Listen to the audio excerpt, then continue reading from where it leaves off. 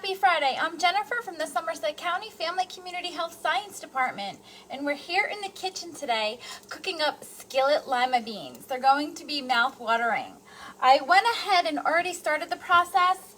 I had about 2 ounces of pancetta that I sauteed and I put aside, and then I added a little bit of olive oil and 1 small onion that I diced, and it's sauteed, and now it is nice and soft, so we're ready to add the lima beans. I have 2 cups of frozen lima beans that I've thawed out. Frozen lima beans is a great staple to have, and we're going to talk a lot about today and through the next coming weeks about meal planning and meal prepping and ways to save money in your budget with pantry staples. So beans are such a great item to have on hand. So we've added the 2 cups of lima beans to the sauteed onion. And then the other veggies that we're going to add, I have 1 clove of garlic that's minced. I have half of a red pepper that I've diced up. And I actually didn't have a whole pepper. I had a bag of these little mini ones, so I grabbed a handful of these. So again, these recipes are so versatile, and you can be flexible and change them for the ingredients that you have. And then I have about a half of a pint of cherry tomatoes that I have. And I love these dark ones.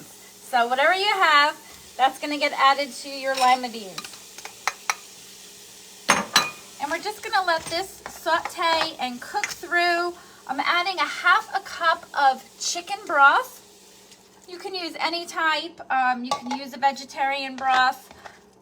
I do like to buy low sodium broth just to keep the salt that I can control. So when you can buy low sodium, definitely go for it. So we're gonna let that simmer for a little while.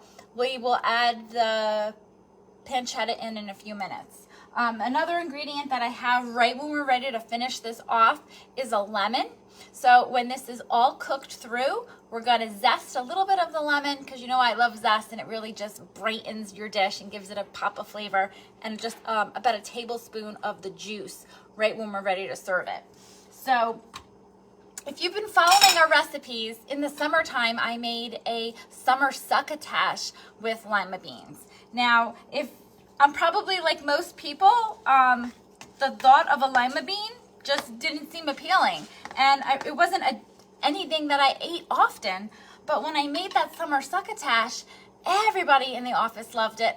I loved it. And what's so great about lima beans is that they're also called butter beans. So they have a creamy taste, like a slight butter taste, but it's not a very deep taste. So it will pick up the flavor of anything that you're cooking.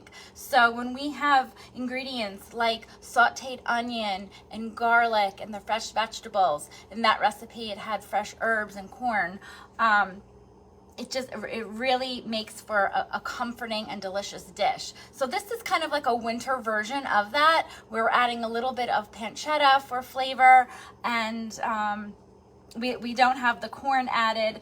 We're using lemon instead of lime, so it's more of a comfort on this really cold day. This makes a delicious side dish. So if you're gonna have fish like salmon, or you're gonna have maybe some grilled chicken, this is a great side dish. But you can also make this a main dish, because beans are a powerhouse for protein. So if you're looking for, like, say, a meatless Monday, you can leave out the pancetta, or not have the meat be the superstar of your meal, and have this be the superstar of your meal, loaded with veggies, very high in fiber, and we know fiber is so good for our digestive system. It's also good to help stabilize blood sugar.